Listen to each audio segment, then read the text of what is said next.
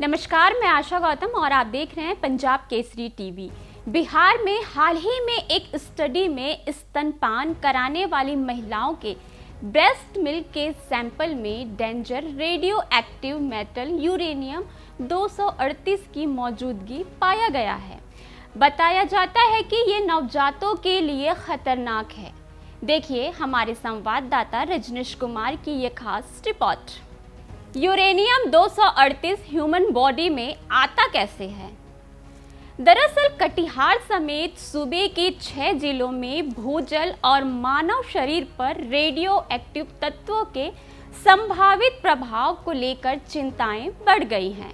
General nature में छपी एक रिपोर्ट के हालिया स्टडी में महिलाओं के दूध में यूरेनियम 238 के अंश पाए जाने का दावा किया गया है।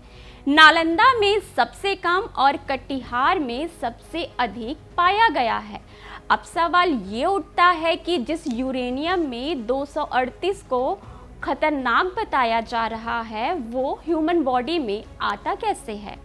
वहीं इस मामले में government medical college and hospital Purnia की सीनियर रेजिडेंट डॉक्टर शशि किरण बताती हैं कि इसका मुख्य स्रोत भूजल है और धीरे धीरे ये रोज़मर्रे के ज़िंदगी में मानव शरीर में आ जाता है।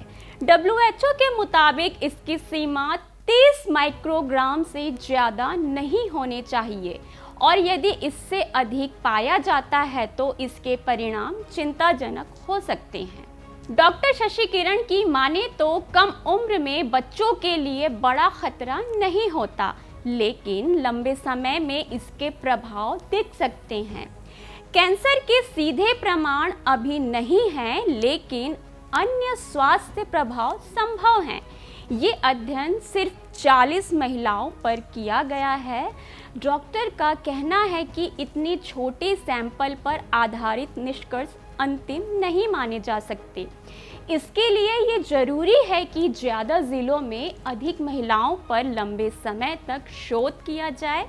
उन्होंने कहा कि स्तनपान बंद करने की कोई आवश्यकता नहीं है क्योंकि इसके फायदे कहीं ज़्यादा हैं और इससे बचाव के लिए RO वाटर का इस्तेमाल करें। इन तमाम चीज़ों के लिए सबसे पहले जानिए कि यूरेनियम 238 क्या होता है। यूरेनियम 238 होता है रेडियो एक्टिव सब्सटेंस जो हमारे बीच में मौजूद है, हमारे इन्वायरमेंट में मौजूद है। कहाँ कहाँ मौजूद है? जो ज़मीन के स्तर से नीचे का पानी है, क्योंकि ये होता है रॉक में, मतलब जो बड़ी बड़ी चट्टानें होती हैं उनके अंदर पाया जाता है। और ये धीरे धीरे क्या होता है कि उनसे रिस्क करके उसमें फिर वो नेचुरल वाटर सोर्स में आ जाता है, पानी में आ जाता है। अब उस पानी को अगर हम लोग डायरेक्ट यूज़ कर रहे हैं, पी रहे हैं, या उस पानी से हम लोग आसपास के जो खेती में यूज कर रहे हैं या फिर वैसे खाने में यूज कर रहे हैं, मतलब खाना बनाने में या फिर इधर उसको सब्जी वब्जी उगाने में उसी पानी का अगर यूज किया गया है तो ये यूरेनियम 238 धीरे धीरे उस पानी के थ्रू आपके शरीर में धीरे धीरे जमा होते रहता है। जब ये एक लॉन्ग रन में बहुत ज़्यादा अमाउंट में आपके शरीर में जमा हो जाता है तो फिर ये माँ के दूध में आने लगता है।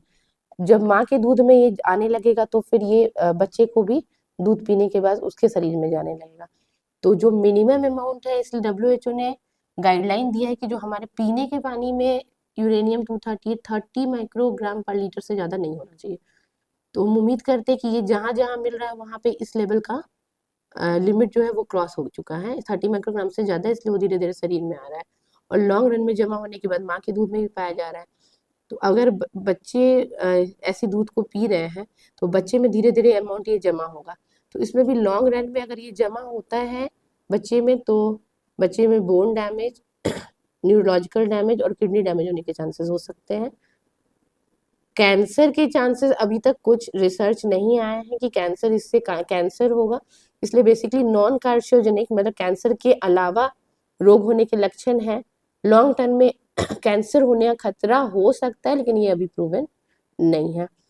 एक चीज अवेयरनेस मैं कल से बता रही हूँ कि अगर ये रिसर्च आपके पास से गुजर भी रहा है तो आप प्लीज बच्चे को दूध जरूर पिलाएं, क्योंकि अगर हमारा कहना है कि आप बच्चे को दूध पिलाने के बाद जितना फायदा देते हैं बच्चे को, एक हानि के कारण हम बच्चे को उस फायदे से वंचित नहीं रख सकते हैं। इसलिए बच्चे को दूध जरूर पिलाएं। अगर यूरेनियम 238 अमाउंट आप में पाया भी जा रहा है तो एक बार पीडियाट्रिक कंसल्टेशन करें या गायनी से कंसल्टेशन करें। उसके अलावा आप बचने के लिए आरओ वाटर यूज करें। बिहार के कुछ जिलों में स्तनपान करा रही महिलाओं के दूध में यूरेनियम 238 की मात्रा की खबर सामने आने के बाद जहां तरह तरह के सवाल उठ रहे हैं, तो वहीं दूसरी ओर महिलाएं डरी हुई हैं। बिहार समेत देश और दुनिया की तमाम अहम खबरों के लिए आप देखते रहिए पंजाब केसरी टीवी। नमस्कार।